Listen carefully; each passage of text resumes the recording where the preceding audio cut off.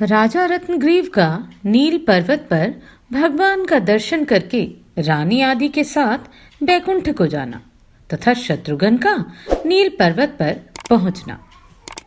सुमति कहते हैं, सुमित्रा नंदन गंडकी नदी का यह अनुपम महात्म्य सुनकर राजा रत्नग्रीव ने अपने को कृतार्थ माना। उन्होंने उस तीर्थ में स्नान करके अपने समस्त पितरों का तर्पण किया। इससे उनको बड़ा हर्ष हुआ। फिर शालग्राम शिला की पूजा के उद्देश्य से उन्होंने गंडकी नदी से 24 शिलाएं ग्रहण की और चंदन आदि उपचार चढ़ाकर बड़े प्रेम से उनकी पूजा की। तत्पश्चात वहां दीनों और नेत्रहीनों को विशेष दान देकर राजा ने पुरुषोत्तम मंदिर को जाने के लिए प्रस्थान किया। इस प्रकार क्रमशः यात्रा करते हुए वे उस तीर्थ में पहुंचे जहां गंगा और समुद्र का संगम हुआ है।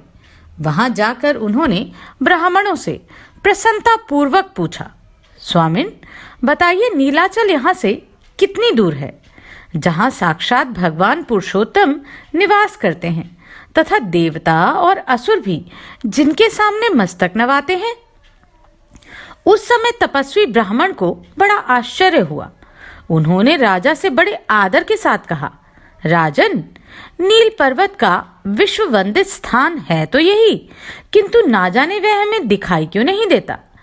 वे बारंबार इस बात को दोहराने लगे कि नीलाचल का वह स्थान जो महान पुण्य फलदायक कहने वाला है तथा जहां भगवान पुरुषोत्तम का निवास है यही है, उसका दर्शन क्यों नहीं होता, यह बात समझ में नहीं आती।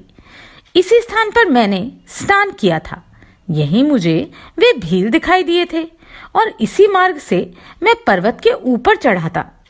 यह बात सुनकर राजा के मन में बड़ी व्यथा हुई। वे कहने लगे, विप्रवर मुझे पुरुषोत्तम का दर्शन कैसे होगा तथा वह नील पर्वत कैसे दिखाई देगा, मुझे इसका कोई उपाय बताइए।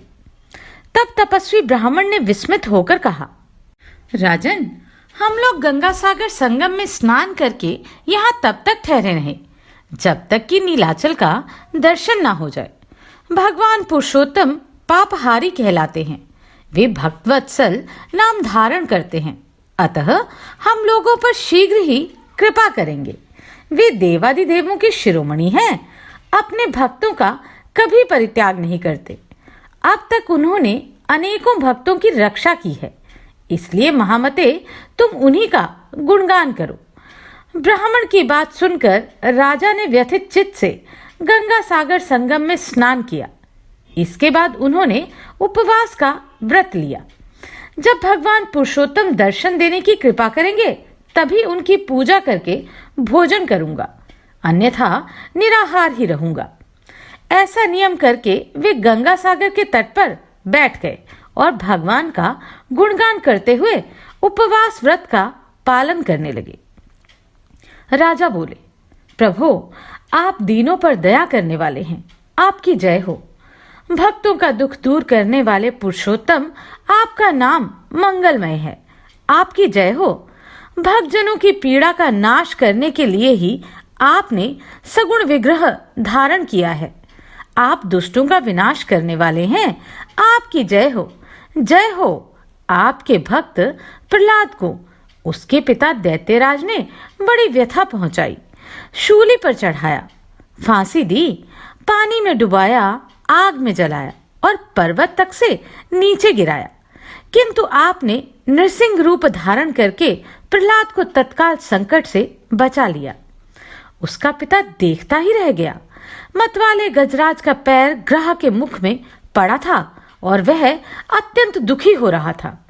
उसकी दशा देख आपके हृदय में करुणा भर आई और आप उसे बचाने के लिए शीघ्र ही गरुड़ पर सवार हुए, किंतु आगे चलकर आपने पक्षीराज गरुड़ को भी छोड़ दिया और हाथ में चक्र लिए बड़े वेग से दौड़े। उस समय अधिक वेग के कारण आपकी वनमाला जोर जोर से हिल रही थी और पीतांबर का छोर आकाश में फहरा रहा था। आपने तत्काल पहुंचकर गजराज को ग्रह के चंगुल से छुड़ाया और ग्रह को मौत के घाट उतार दिया।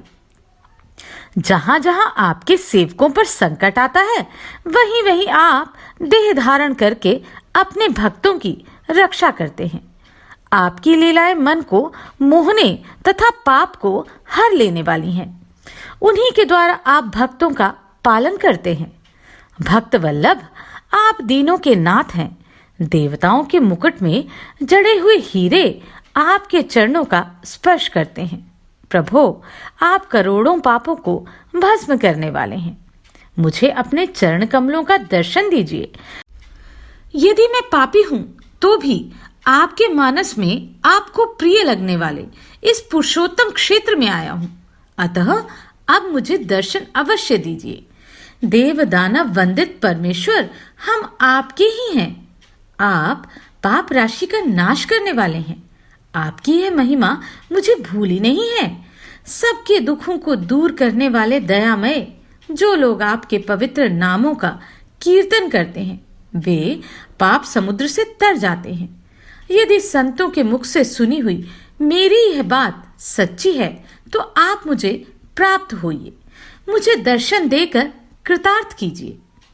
सुमति कहते हैं, इस प्रकार राजा रत्नग्रीव रात दिन भगवान का गुणगान करते थे। उन्होंने क्षण भर के लिए भी ना तो कभी विश्राम किया, ना नींद ली और ना कोई सुख ही उठाया। वे चलते फिरते, ठहरते, गीत गाते तथा वार्तालाप करते समय भी निरंतर यही कहते थे, पुरुषोत्तम कृपानाथ, आप मुझे अपने स्वरूप की झांकी कराइए। इस तरह गंगा सागर के तट पर रहते हुए राजा के 5 दिन व्यतीत हो गए।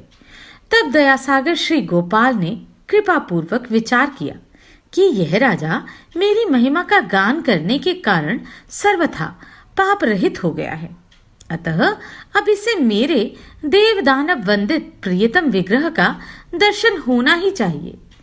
ऐसा सोचकर भगवान का हृदय करुणा से भर गया और वे सन्यासी का वेश धारण करके राजा के समीप गए। तपस्वी ब्राह्मण ने देखा भगवान अपने भक्त पर कृपा करने के लिए हाथ में त्रिदंड ले यति का वेश बनाए वहां उपस्थित हुए हैं। नृपश्रेष्ठ रत्नग्रीव ने ओम नमो नारायणाय कहकर सन्यासी बाबा को नमस्कार किया और अर्घ्य, पाद्य तथा आसन आदि निवेदन करके उनका विधिवत पूजन किया। इसके बाद वे बोले, महात्मन, आज मेरे सौभाग्य की कोई तुलना नहीं है, क्योंकि आज आप जैसे साधु पुरुष ने कृपा पूर्वक मुझे दर्शन दिया है। मैं समझता हूँ इसके बाद अब भगवान गोविंद भी मुझे अपना दर्शन देंगे। यह सुनकर सन्यासी बाबा ने कहा, राजन, मेरी बात सुनो।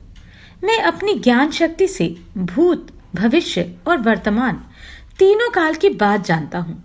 इसलिए जो कुछ भी कहूँ उसे एकाग्रचित होकर सुनना। कल दोपहर के समय भगवान तुम्हें दर्शन देंगे। वही दर्शन जो ब्रह्मा जी के लिए भी दुर्लभ है, तुम्हें सुलभ होगा।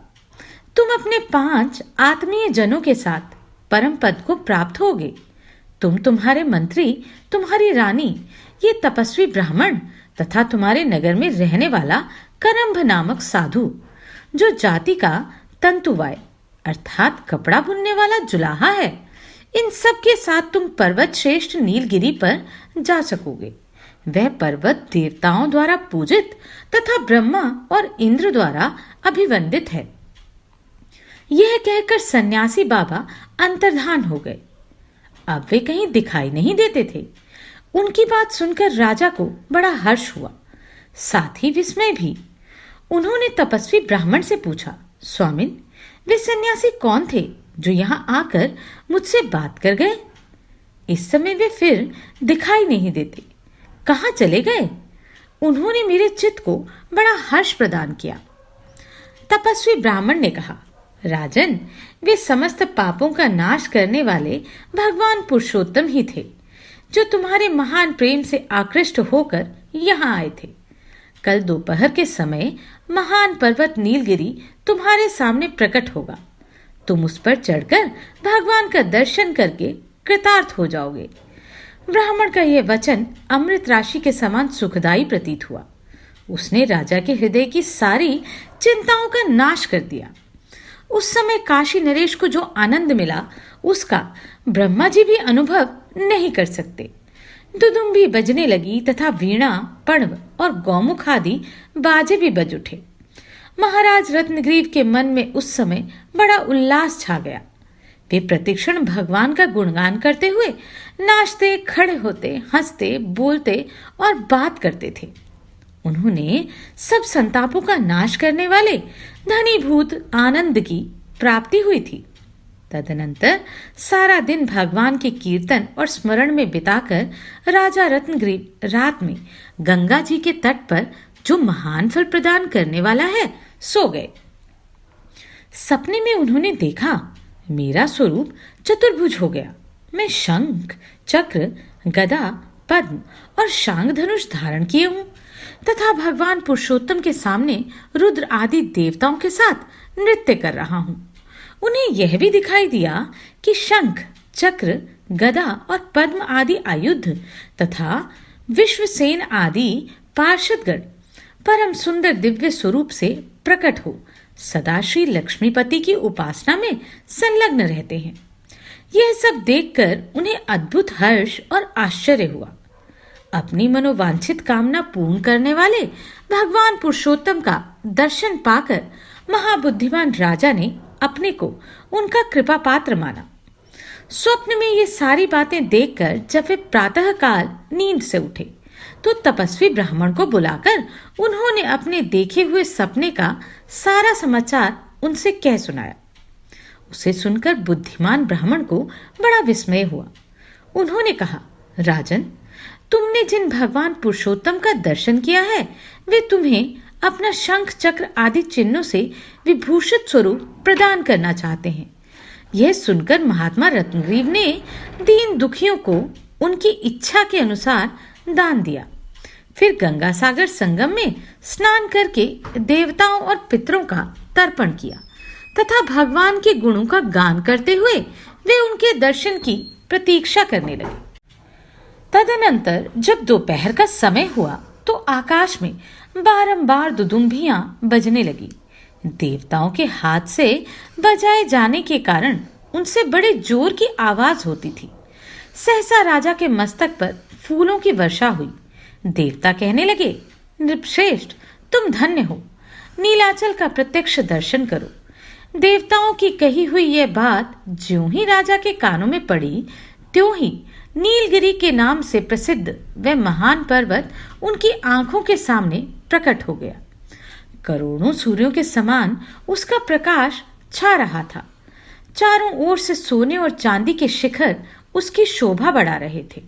राजा सोचने लगे, क्या ये अग्नि प्रज्वलित हो रही है या दूसरे सूर्य का उदय हुआ है, अथवा स्थिर कांति धारण करने वाला विद्युत पुंज ही सहसा सामने प्रकट हो गया है। तपस्वी ब्राह्मण ने अत्यंत शोभा संपन्न नीलगिरी को देखकर राजा से कहा, महाराज, यही वह परम पवित्र महान पर्वत है। यह सुनकर नृपश्रेष्ठ रत्नग्रीव ने मस्तक झुकाकर उसे प्रणाम किया और कहा, मैं धन्य और कृतकृत्य हो गया, क्योंकि इस समय मुझे नीलाचल का प्रत्यक्ष दर्शन हो रहा है।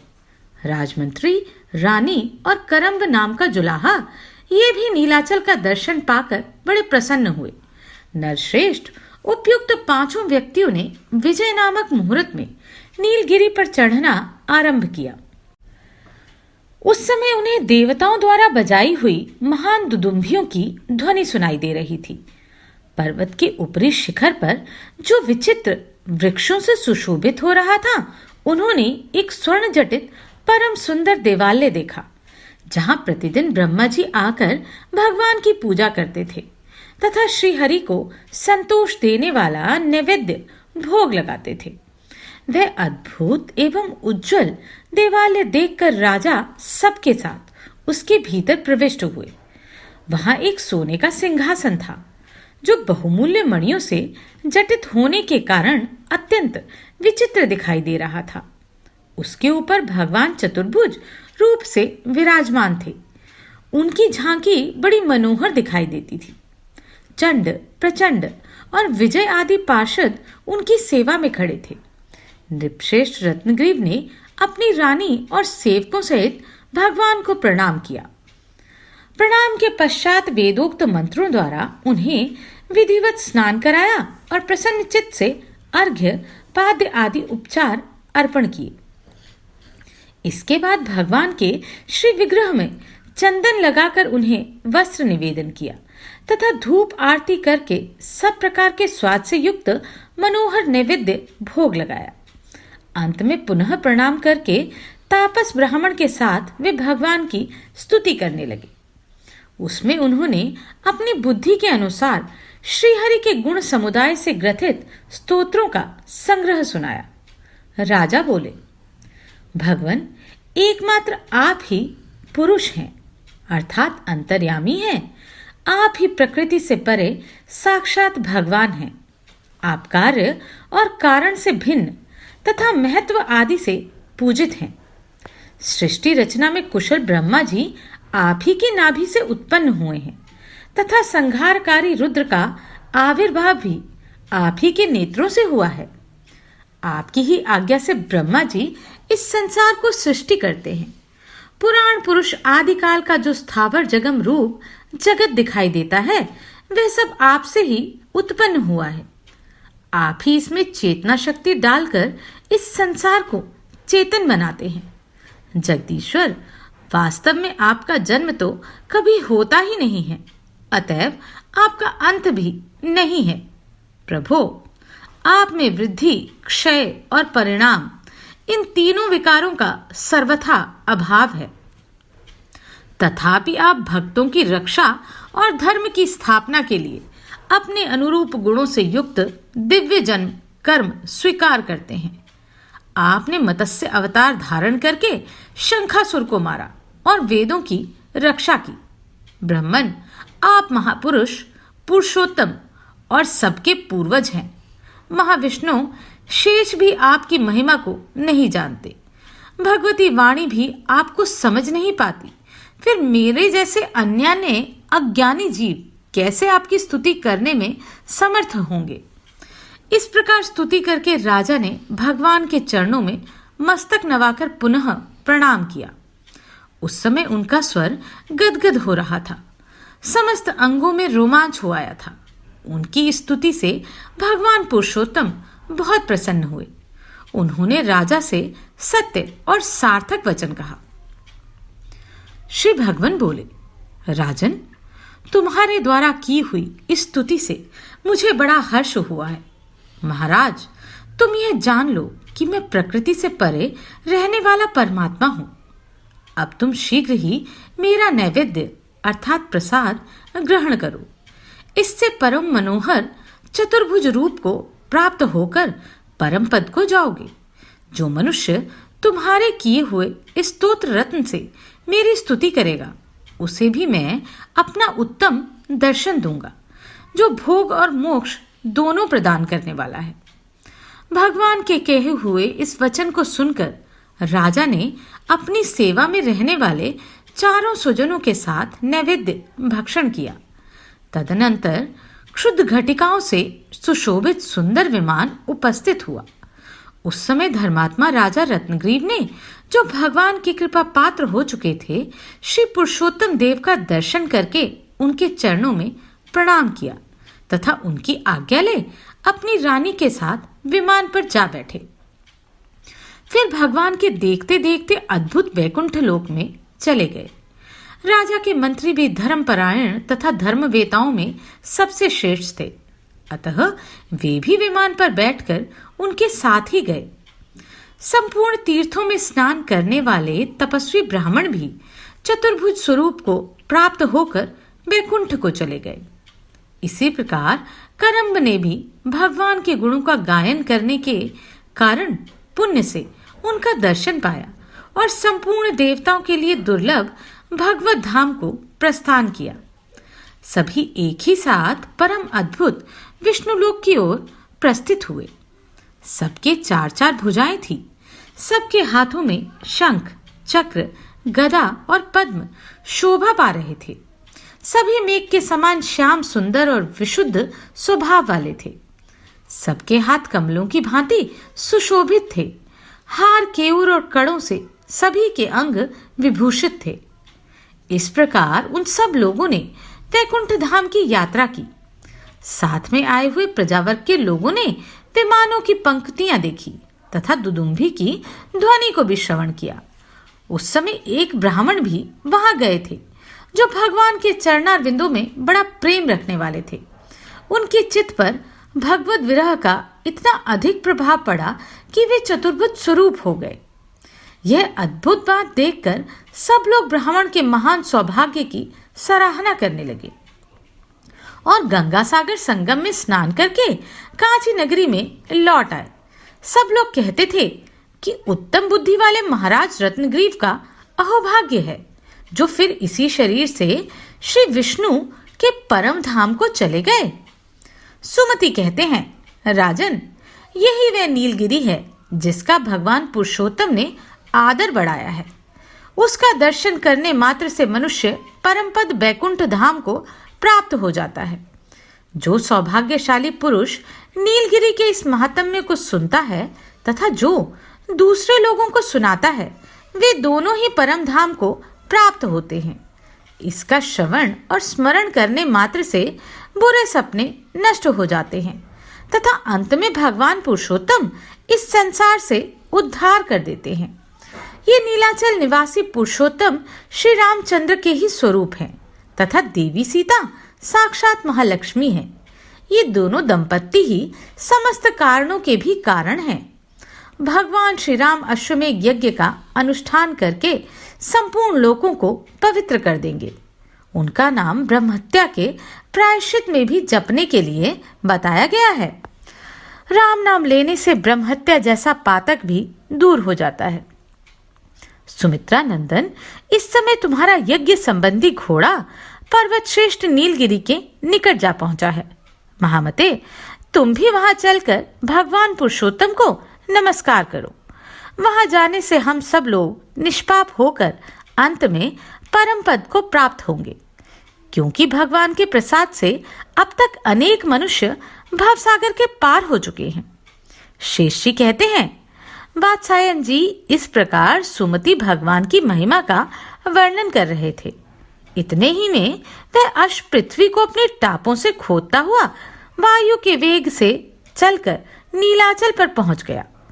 तब राजा शत्रुघ्न भी उसके पीछे पीछे जाकर नीलगिरी पर पहुंचे और गंगा सागर संगम में स्नान करके पुरुषोत्तम का दर्शन करने के लिए गए। निकट जाकर उन्होंने देव दानव वंदित भगवान को प्रणाम किया और उनकी स्तुति करके अपने को कृतार्थ माना।